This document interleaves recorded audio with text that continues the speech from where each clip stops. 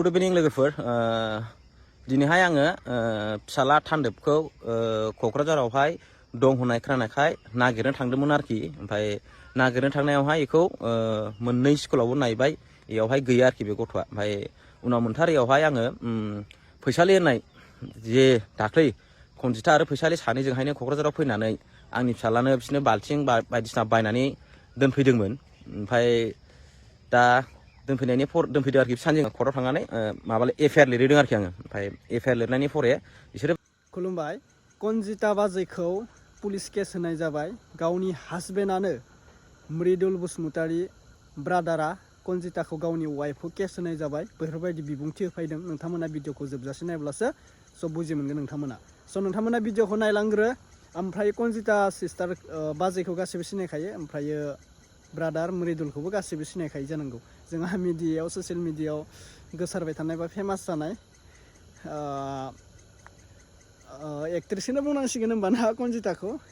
हादानाव मैदेर फैयो होनलायनाय एक्ट्रेसआ बेनो आरोना। दा सानैबो गथ'आनो दंखायो, माने हौवा हिन्जाव सानैजों माने सानै गथ' दोङो, गासैबो मिथिखायो। दा आलाय सिलाय आं मोनसे भिडिअ बानायखांबाय। आं बुंदों कनजिता बाजै आरो मृदुल ब्रादार नोंथांमोना माने मिलायना अनलायनानै जाफिनबानो जायो। बेफोरबायदि गारलायनाय, हौवा हिन्जावनो केस होलायनाय माबानाय, बे कनजितायाबो न'आवनो थाफैफिननांगौ। बाजैया न'आव थाफैनानै रायजो जानांगौ, रुजु रुमै हौवा हिन्जाव मोजाङै अनलायनानै जाफिननांगौ। लाइफआव सोरहा नांलाय खमलाया जाया, हौवा हिन्जावनि गेजेराव संसार जानायाव नांलाय खमलाया जाखायो। दा बेखौनो गारलायनाय, सोरबा डिभर्स खालामनाय, सोरबा फाथैलाय बिसिनाय, बेफोरो एकदम मोजां नङा दे। फाथैलाय बिसिनायखौ आंनिबा नियमफोरखौ गारनांगौसो जोंनि बर'फोराव ना। हौवा हिन्जाव नांलाय खमलायाथ' जाखागोनानो सानसे नङा सानसे। दा बेखौनो एगेन्स्ट जालायना थानानै हौवा हिन्जाव गारलायनाय, डिभर्स खालामनाय, बेफोर मोजां नङा। अनलायनानै थाफिन मानसि दिनै दङ गाबोन गैया। जिउआव मा दङ, रावबो बेफोरबायदि अन्थाइ जिबन लानानैथ' जोनोम उजिफैया। बेनिखायनो अनलायनानै जा। हौवा हिन्जाव नांलाय खमलाय जाबाय, बेखौ बावगार। बेयाव नांलाय खमलाय खालामनो लागा मा दरखार बा मा दङ बेयाव ना। हौवा हिन्जावसो बेबो, गुबुनथ' नङा। दा नायग्रोनानै ला। आङो भिडिअखौ होनो सानदों केस होमारबाय नामा कनजिता बाजैखौ गावनि हौवाया। जों नायग्रोना लानोसै। बिबुंथि फैदों दे, फेसबुकाव बिबुंथि फैदों। आङो शेयार खालामनो होननानै भिडिअखौ क्लिप होनाय जाबाय। नोंथांमोना नायग्रोना ला। गिबियावनो बयनिसिमबो फिन खेब बरायहरबाय। जायफोरा चेनेलाव गोदान साबसक्राइब खालामना लादो। बबे डिस्ट्रिक्टनिफ्राय आंनि भिडिअखौ नायदों कमेन्ट खालामना फोरमायहरलायदो। थेंक इउ स' माच। उदालगुरि, क'क्राझार, चिरां, बाक्सा, बेनिफ्राय तामुलपुर, नोंथांमोना गोबां मोजां कमेन्ट खालामगासिनो। थेंक इउ भेरि माच। नोंथांमोनखौ मा होननानै साबायखर बावगोन। दा नायग्रोनानै ला। ओमफ्राय कमेन्ट हरलायदो कनजिता मेदाममोनखौ सोर मोजां मोनो, बा ब्रादार थरगनमोनखौ सोर मोजां मोनो, थारमाने कमेन्ट खालामनानै फोरमायहरो। दा ओरैनो जास्ट नैबे फिसा आपडेट, जेबो मोजां माबा आपडेटखौ होखागोन आङो। नोंथांमोना नेना थाबानो जाबाय, साबस्क्राइब खालामना लाबानो जाबाय आरो शेयार खालामना लाबानो जाबाय। जों नायग्रोना लानोसै दे। गुड इभिनिं लोगोफोर दिनैहाय आङो फिसाला थान्दैखौ क'क्राझारावहाय दं होननाय खोनानायखाय नागिरनो थांदोंमोन आरोखि। ओमफ्राय नागिरनो थांनायावहाय बेखौ मोननै स्कुलावबो नायबाय, बेयावहाय गैया आरोखि बे गथ'आ। ओमफ्राय उनाव मोनथारैयावहाय आङो फैसालि होननाय जे दाख्लै खनजिथा आरो फैसालि सानैजोंहायनो क'क्राझाराव फैनानै आंनि फिसालानो बिसोरनो बाल्थिं बायदिसिना बायनानै दोनफैदोंमोन।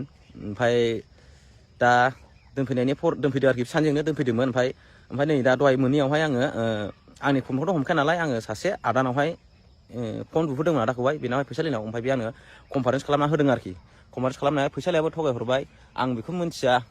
थांनायलाय थांफादोंमोन क'क्राझार माबायावहाय जों रुम लानानै थादोंमोन। बे रुमनिफ्राय आंखौहाय लाङाखै बे। ओमफ्राय खनजिथाया माने फिसालानो बाल्थिं साल्थिंखौ हैदों आरोखि, हैखोमादों होननानैसो बुंदों आरोखि। खिन्थु सानैजों थांखानाय मानसिफ्रा बोरै हैखोमादों होननानै बुंखो बियो। फैसालियाबो बिराद खोथाखौ थगायदों। बिनि थाखायनो आं दुखु मोननानै दिनै मा खालामदों, क'क्राझार माबायावनो कर्टआव थांनानै एफआइआर लिरहैदों आरोखि आङो। ओमफ्राय एफआइआर लिरनायनि फरे बिसोरो बुंदों नोंसिना गसाइगाव साब डिभिसननि नालाय, नों गसाइगाव नालाय, जों लिरना हरनोसै, नोङो बे लेखाखौ होजों गसाइगाव थानायाव जमा होबानो जाबाय आरोखि। एक्सनखौ जों लासिगोन आरोखि। माने ओमफ्राय केसखौथ' लिरनायखौ लिरबाय आरोखि आं। मारै लिरदों होनबा, माने आंना फिसाला उन्दैया 16 थारिख जानुवारिनिफ्रायनो न'आव गैया।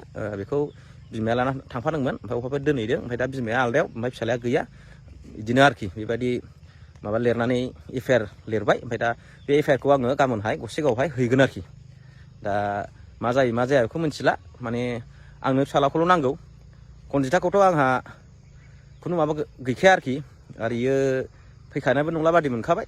फैबा फैबाय एसे गावनि खोथा बियो दा मालाय न'आवहाय भिडिअ खालामगासिनो दं लागासिनो दं दिनै मालाय वाइफाइ लागायलायदों मालाय वाइफाइ लागायदों मादों फैसाबो मोनो नालाय आरो बियो प्लास पइन्ट ओरै गेम गेलेयो आगोलाव सासेनि गेम गेलेयोमोन दा गेम गेलेहोग्राया गोदान आलादा जालायबाय बेखौबो आं मिथिबाय दा बै गेम गेलेहोग्रा बिथांखौबो फंनैसो खावलायहरनो गोसो जादों आङो बे खावलायनायनि खोथाया जाहैबाय एथ' गिदिर केस जासेयावबो नोंसोर मानो बेबायदिखौ गेम गेलेहोदों आंथ' नोंथांखौबो डाइरेक्ट हमनो हायो मानो होनबा नोंनि रेकर्डआ आंनाव दङ आं नोंनि माबाखौ बहाय बरनगोन बेखौ मिथिगौ नों बबे जायगानि एड्रेस मा बेखौहाय गासिबो मोनथिजोबो ओमफ्राय ओंखायनो सानदों आङो नोंथाङाबो एसे बुजायहर नोंसोरथ' सानफ्रामबो कन्टेक्ट दंलायलायो मानो होनबा नों बिनो सानफ्रामबो फैसा सोना हरो बेलासिबानो फैसा सोना हरो नों बिनो कन्टेन्ट हरो नों माबा गेम हरो नोङो बुजिनानै ला आं जेखौबो बुंनो थाङाखै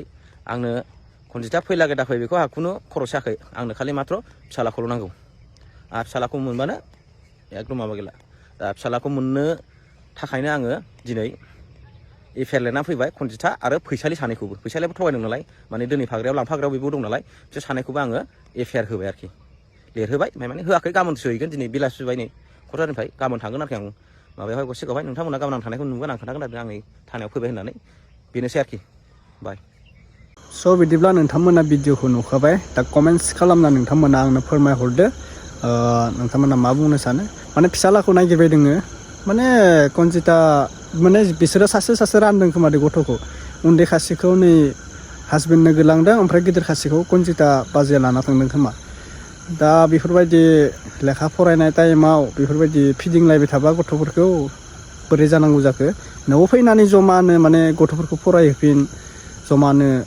संसारखौ जाफिन बेफोरबायदि जानाङा जे माबा मोनसे नांलाय खमलायबानो हौवा हिन्जाव गारलायनाय माबानाय बिराद गोरोन्थि जायो दा बुंनो थाङोबा कनजिता मोनखौल' नङा गुबुनफोरखौबो आं नुनो मोन्दों गथ' गारना खारनायफोरखौबो नुनो मोन्दों दा बेफोरखौबो जोङो भिडिअ बानायना होबाय थायो सोरबा मोजां जाबाय सोरबा दासिमबो मोजां जानो रोङाखै बेनिखायनो बर'फ्रा एसे जाम्बा होनना बुंजायो आरो ना गुबुन हारिफोरजों बर'फोरा जाम्बासो होननानै मानो होनबा जोंहा मिलायनाय गैया रावबो खौसे गैया बर' हारिफोरा मुगै जायो मुजु जायो गुबुन जाथिजों बेनिखायनो जाम्बा होनजायो बर' हारिफोरा